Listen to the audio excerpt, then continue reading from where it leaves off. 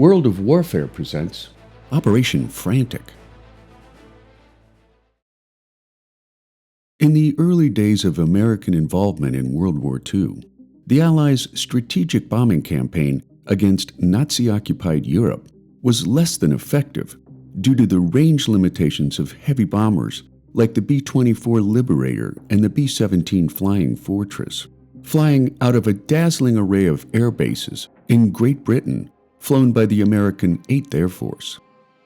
After the Allied invasion of southern Italy, however, the birth of the 15th Air Force, flying out of 21 airbases across the Italian Foggia Plain, could now hit targets the 8th could not, including the Balkans, Czechoslovakia, Austria, and southeastern Germany. Even so, many important Axis targets remained well out of range, inspiring U.S. Air Force leaders to propose the use of shuttle bombing missions out of the Soviet Union, which would allow heavy bombers to hit otherwise out-of-reach targets from their home air bases before refueling in the Soviet Union for a second bombing run on their way back home.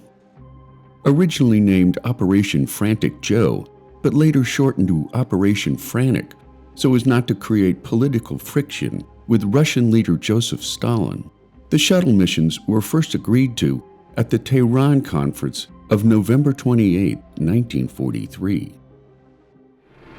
With American air bases in Russia, our bombers based in England and Italy could attack objectives in Central Europe, the Balkans, or Eastern Germany, land in Russia, refuel, reload, and bomb additional enemy targets on their return trips to their home bases. With shuttle bombing, flying distances from England to some extreme points in eastern Germany and Poland, and from Italy to some points in German-occupied Hungary and the Balkans, would be reduced by a third. Reduced flying distance means reduced danger. For while planes on the shuttle route would have already landed, planes making the round-trip run still have to face flak, interception, or engine failure. With shuttle bombing, strategic targets of importance to the Red Army could be bombed by American planes operating from Russian bases. With shuttle bombing, Germany and the Luftwaffe could never be quite sure where the next Allied air blow was coming from, or going to. With shuttle bombing, the coalition land war, crushing the Wehrmacht on three fronts, would take wings to become coalition air war, and there would be no target in Germany or German-occupied Europe American planes could not seek, find, and destroy. After several months of diplomatic wrangling, mostly to ensure the absence of friendly fire incidents between the U.S. and Red Air Forces, Stalin gave his approval for Frantic to move forward in February of 1944, which based U.S. heavy bombers, air crews, and ground personnel in Poltava and two other airfields in the Ukraine, with coordination coming from a U.S. military mission based in Moscow.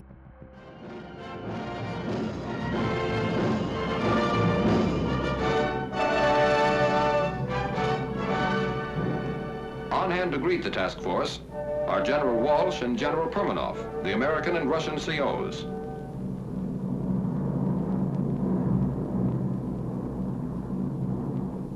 Coming in, Base X looked like any other American airfield. Neat rows of GI tents. Runways dotted with B-17s. Ground crews at the edge of the field, their faces to the sky. One difference, though, the ruins all around the base. A silent reminder that enemy boots had marched in two directions here quite recently.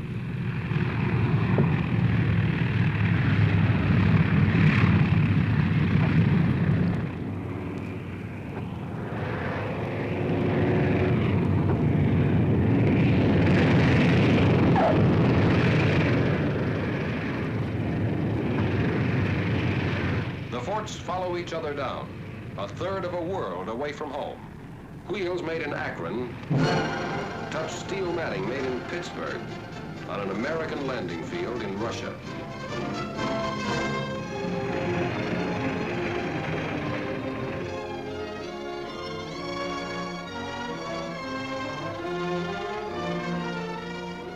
Gower, Messick, Ostrander, Zafak, Malone, Schultz, Badowski, Travers, McGee, Stanley, Rudenstein, Betts.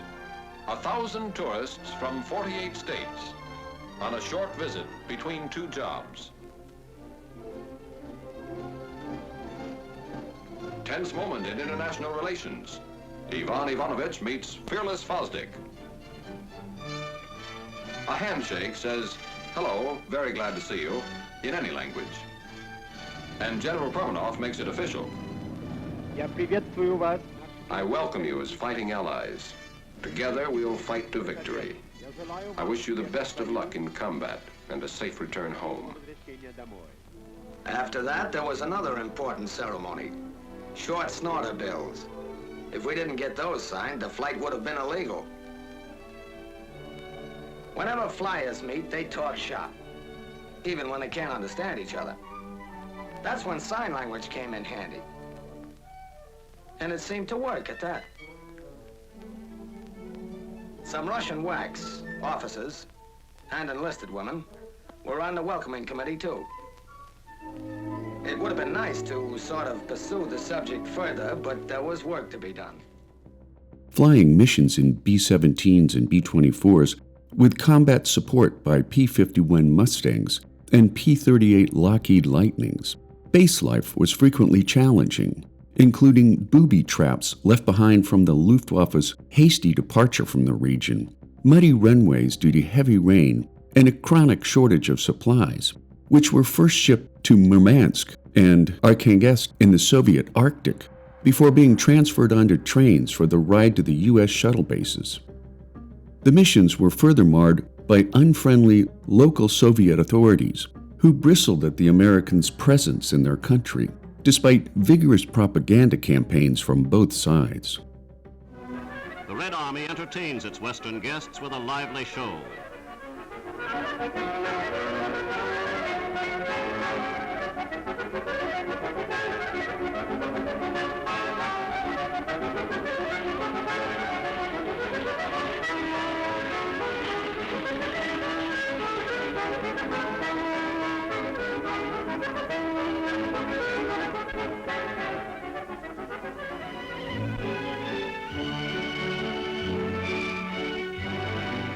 A Russian dance band takes the stage, and United Nations unity quickly becomes social as well as military.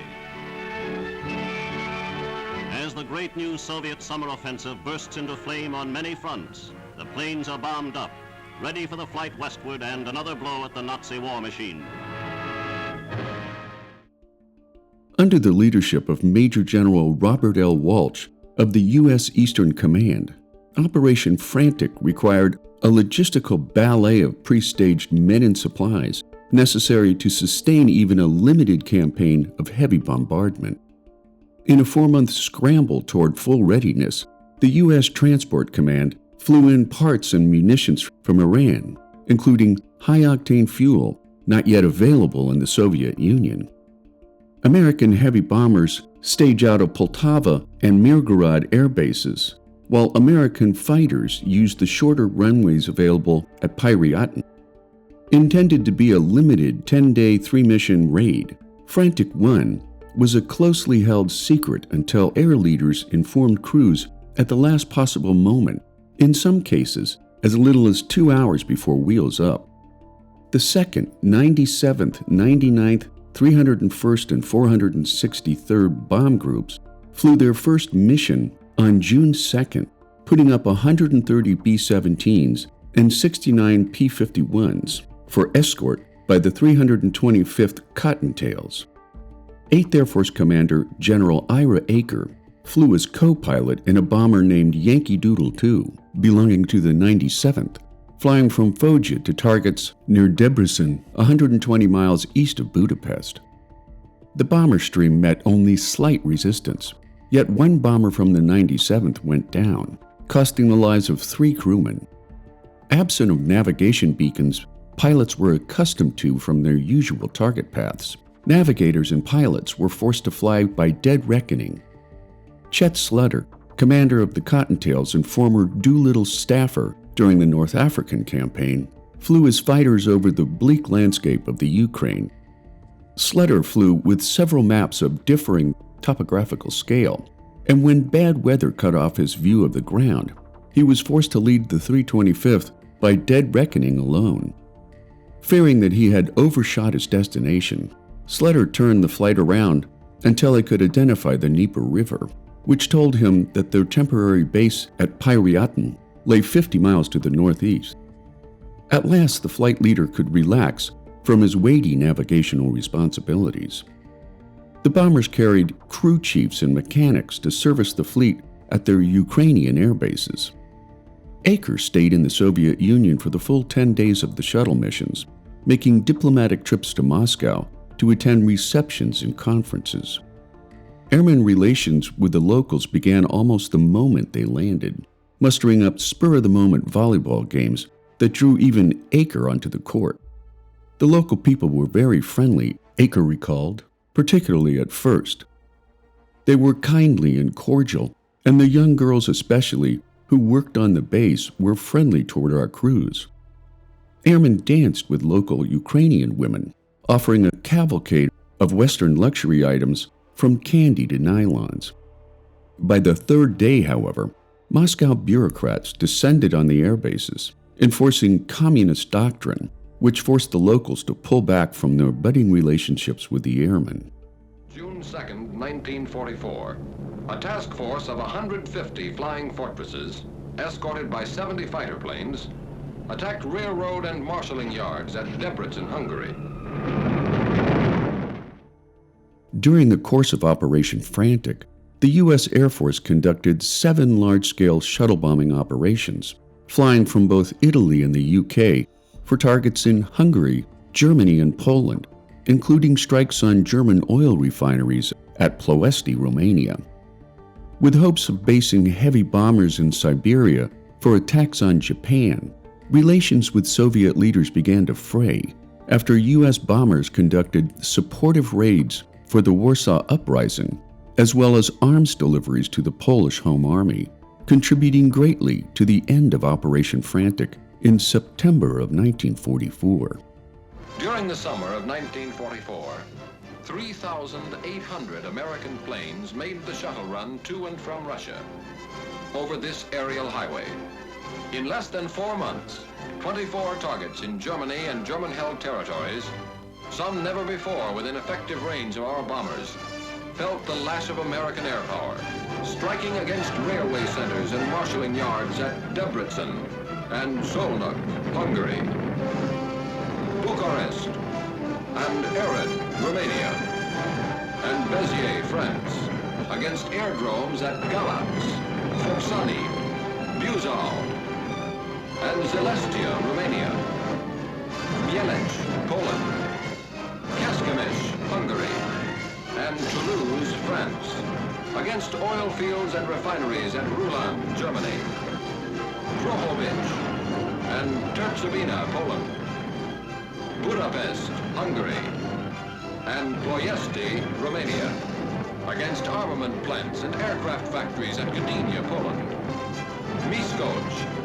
and Diosgyőr, Hungary, and Chemnitz, Germany. But even more important, this bomb and 10,000 more like it destroyed more than German factories, German oil depots, German railroads. They smashed Germany's last hope of escaping defeat by dividing the Allies. Never before have the major Allies been more closely united, and they're determined to continue to be united so that the ideal of lasting peace will become a reality.